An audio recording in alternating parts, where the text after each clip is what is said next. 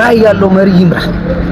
ራዕይ ያለው ህልም ያለው አሻጋሪ አምሮ ተሻግሮ ሰውን የሚያሻገር ሀገርን አዝሎ ወደ ሌላ ሌቭል የሚወስድ አዲስ አበባን እንደገማች እንደጠነባች ከነግማቷ የሚያስረክብ ሳይሆን ግማቷንም ቸረሪቷንም ድሪቷንም ጠርጎና አጥቦ የሚያጠፋ ትውልድን የሚቀርጽ በትውልድ ላይ የሚሰራ የትውልድ አባት የሆነ አንድ መሪ ይምራ። እሱም አብይ።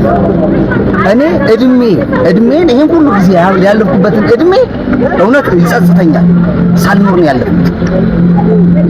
ከዚህ ጀምሮ ብኖር ደስ ይለኛል።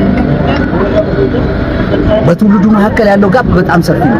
ዛሬ አዲስ አበባችን በጣም ተውባለች። የአፍሪካ ምሳሌ ሆናለች።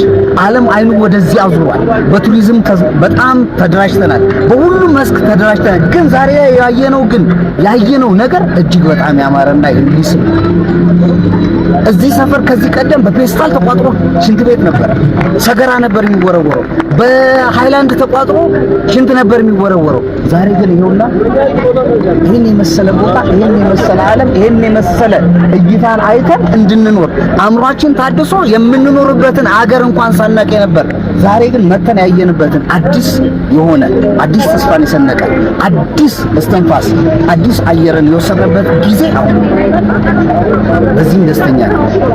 አመሰግናለሁ ስለመራኸኝ፣ ስለምከተል አንተ ደግሞ እጃችንን ይዘህ ስለምታሻግረን አመሰግናለሁ።